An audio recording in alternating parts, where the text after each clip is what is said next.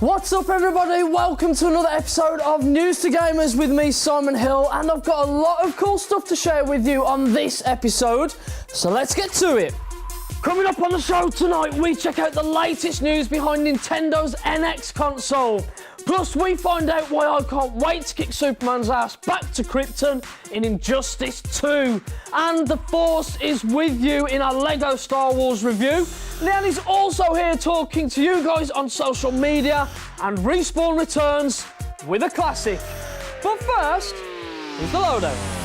Let's kick it off with a retro gaming character in a new modern setting. After confirmation of a new entry to the Sonic the Hedgehog series was in development earlier this week, Sega has now confirmed a new title will be out in 2017. Exciting stuff.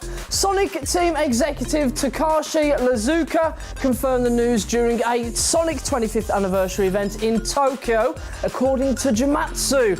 Specifics about the new title will be unveiled during Sega's Sonic the Hedgehog 25th anniversary party, which will be held on July the 22nd in San Diego. The next Sonic game is Sonic Boom Fire and Ice, which will arrive on Nintendo 3DS on September the 27th. Can't wait, let's see what you got, Sonic. So we got our first look at Batman the Telltale series at E3 through a series of screenshots and details, learning that we'd be able to play the first episode this summer. Now we've learned it's a whole first season that will release in 2016. Telltale Head of Creative Communications Job Stouffer talked to Games Master magazine and revealed that we'll have 5 episodes out before the end of the year, he said. With its unspecific summer release date, Telltale working on other games as well. We'll see the debut of The Walking Dead Season 3, which I can't wait for, while another season of the Game of Thrones series is also in the works, unspecified date yet again from Telltale. Additionally, they are also working on a Marvel series, though we don't know anything just yet about that. It's coming next year, that is all we do know. However, for the Batman series, we'll be covering every episode right here on News2Gamers. Disappointing news for LA Noire fans now, as its spiritual successor Horror Variant is no more. Producer Derek Proud spoke about the mysterious game recently in an appearance on the Game Hugs podcast. Proud was asked directly if he thought the game would ever be released, and his response was not quite fans would be expecting. I don't think so, he said. That was one of the games and one of the studios I kind of left at the bitter end. Horror Variant was going to be set in 1936 Shanghai, the most corrupt and decadent city on the planet, according to a since deleted page on the Team Bondi website.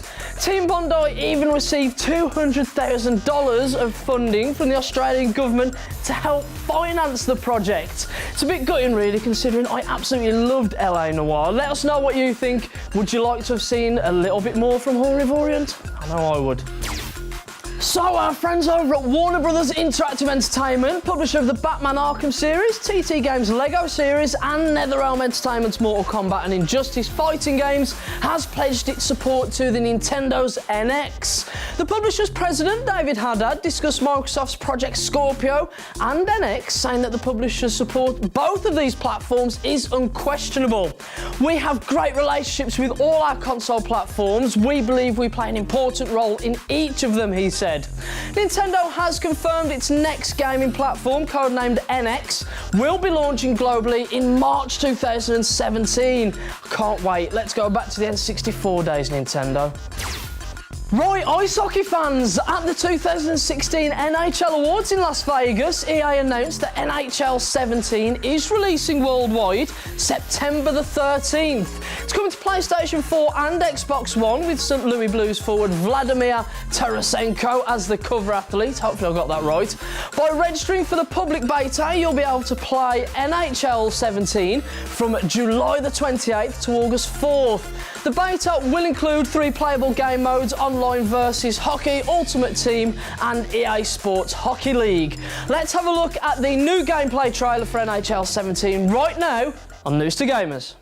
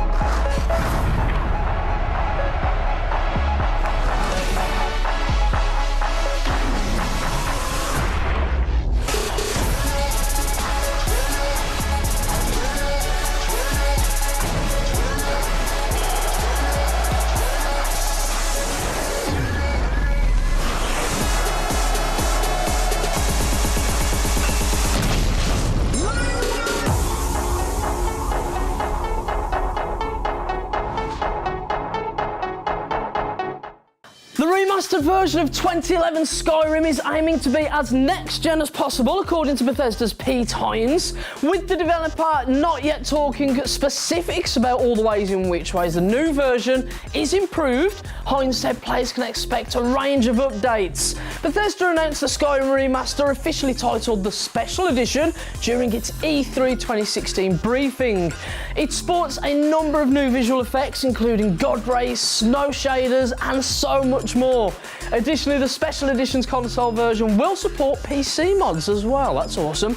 This is not uncharted territory for a Bethesda game, as Fallout 4 PC mods now work on Xbox One and are soon to be coming to PlayStation 4 later this month. Skyrim Special Edition launches on October the 28th for PS4, Xbox One and PC. I can't wait. NetherRealm studio boss Ed Boon has said that the DLC for Injustice 2 will be more aggressive in every sense of the word. With the game expected to drop spring 2017, I can't wait to kick Superman's ass with, well, anyone really. Let's have a look at some gameplay from Injustice 2. This looks incredible. Take a look.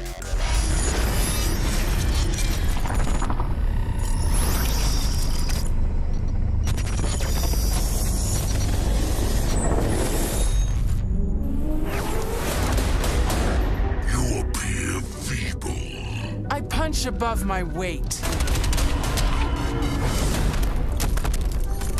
What do you want, Grodd? Your head on a plate.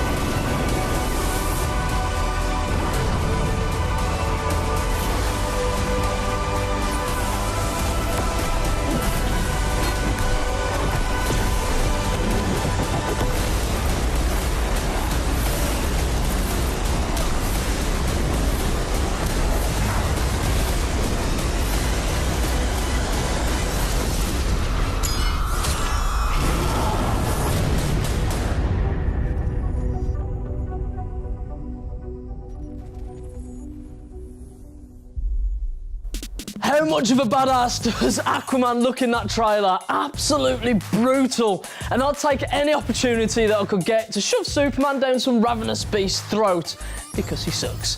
That was Injustice 2, and we'll be covering that game right up until its release in 2017. Right, now we all know that Leanne loves a good beat-em-up, more of a Dead or Alive fan, but is Injustice 2 going to be up your street? Are you going to be playing that? Well, Dead or Alive is my ultimate fighter game, so nothing is going to beat that. But you know, that looks to live up to the standard. I was very impressed.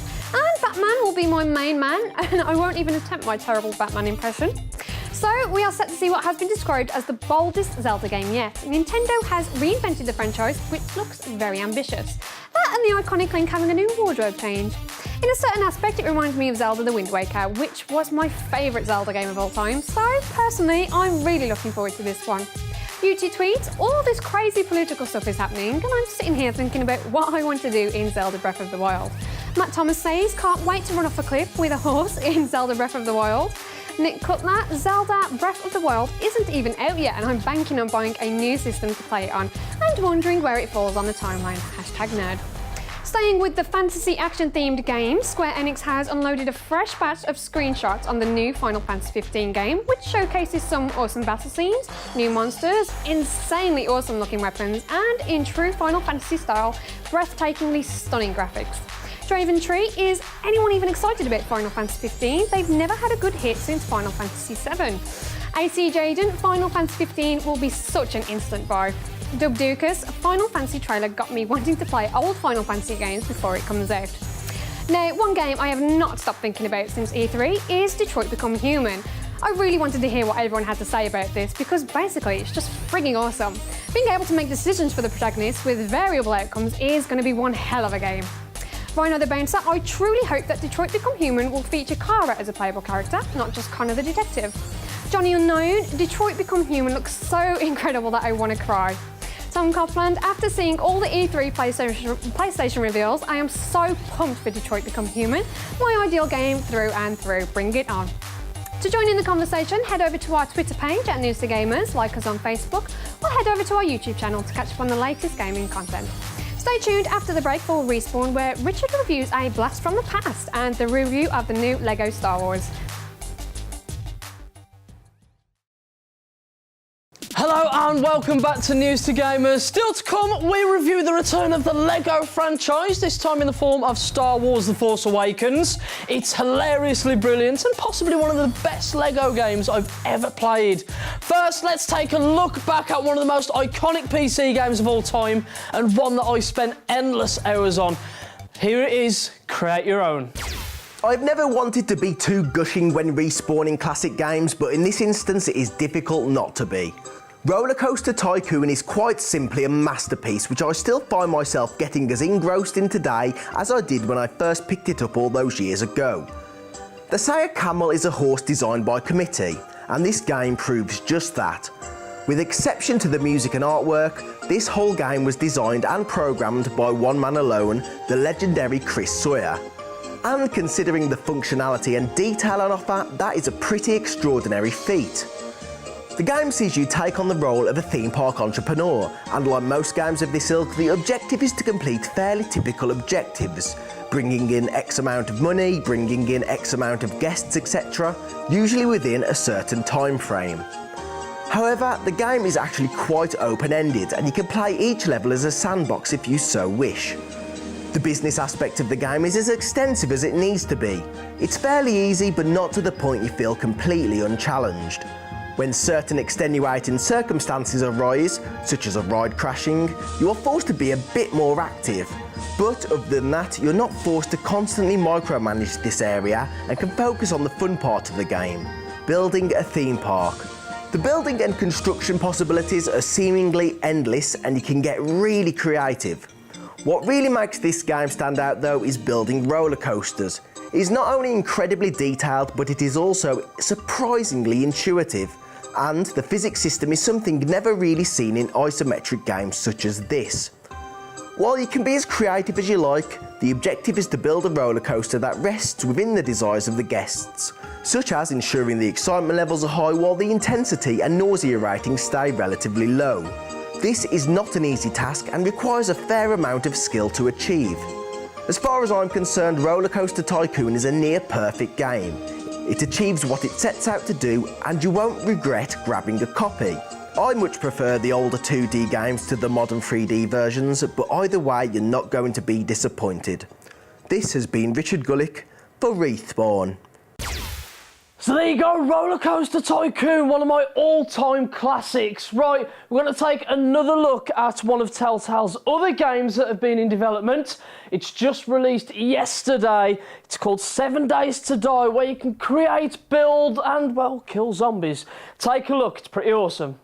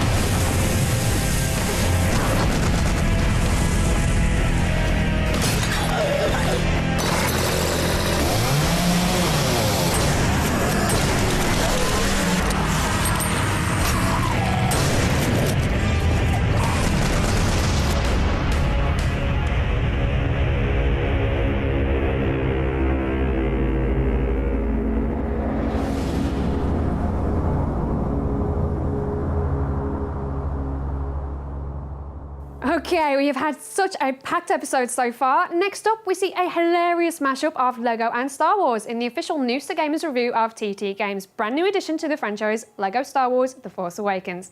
Let's take a look. The Force Awakens intently follows on from the plot of the movie, thus giving you the chance to play through many of the most exciting and memorable segments from the film.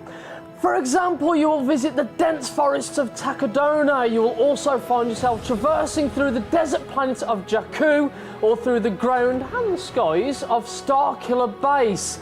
And there is so much more. You can play as dozens of characters from the film and other Star Wars movies. The majority of the cast from the movie have all taken time to lend their voices to the game.